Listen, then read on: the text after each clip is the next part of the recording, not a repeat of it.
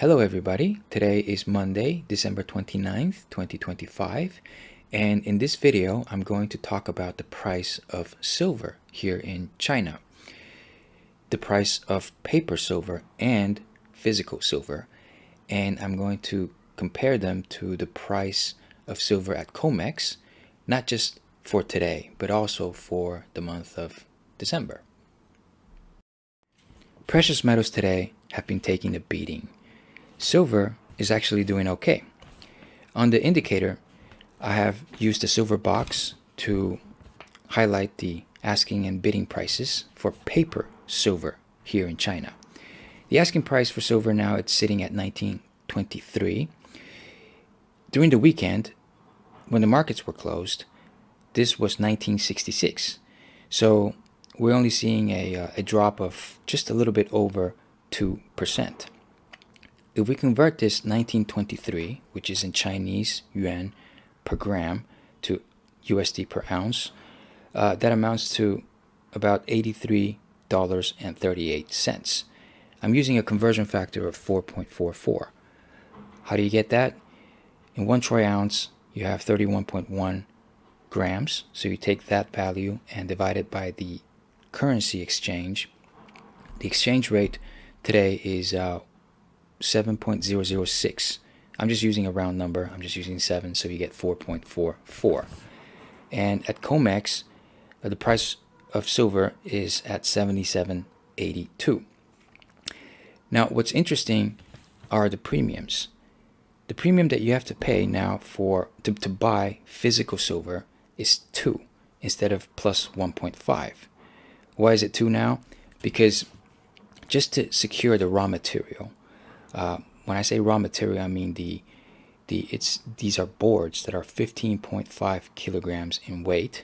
You need to provide that to the refinery, and this way the refinery can make those 1 kilogram bars. And that process, the refinery, they'll charge you 40 cents. And the dealers also have to make their cut, so that amounts to 2 plus 2 to 1923.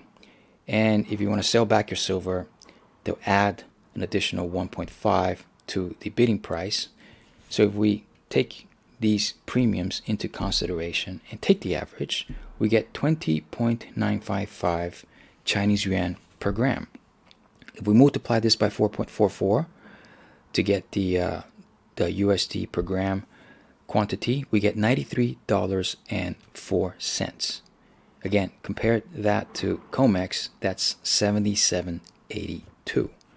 So that's a difference of about $15. This is a graph for the price of silver for the month of December, and these data points come from me making purchases of physical silver or me collecting a back order of the silver that I bought, or part of a back order.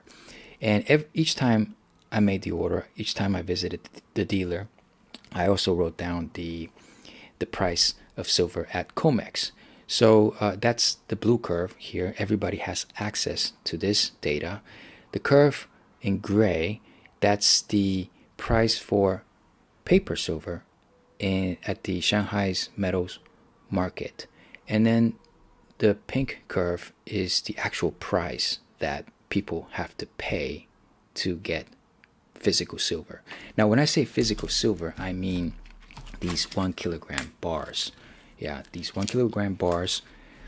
If you want to get them at 200 kilograms or jewelry or coins, it's only going to be, the price is only going to be higher. And some of you in the comments section have also asked me whether this includes tax. When it comes to silver bars, you don't have to pay a tax here in China.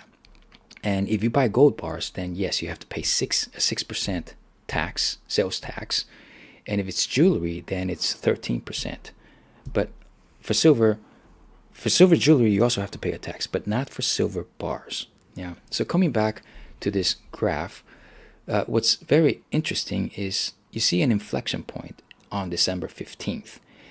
By this, I mean 2 weeks ago, so December 15th, the price for paper silver in China was lower than the price of silver at COMEX.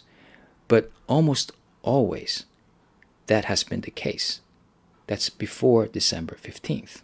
And after December 15th, you started to see an inversion of the prices. Not only that, but before December 15th, you only had to pay a very small premium to get the physical silver. It was only plus 9 cents. Yeah. So for that 1 kilogram bar here, I had to pay 9 cents over spot. You could also choose a different refinery.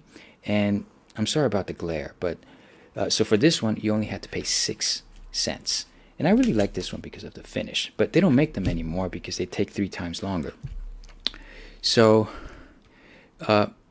before December 15th, the premiums for physical silver were almost non-existent. But as you can see, there is this formation of a gap between physical silver and paper silver. That's one gap. There's another gap between COMEX and Shanghai's metals market. So to me, it's very, very interesting because it's very hard for two markets to be dealing with the same commodity but at different prices. In the end, one of the markets have to give.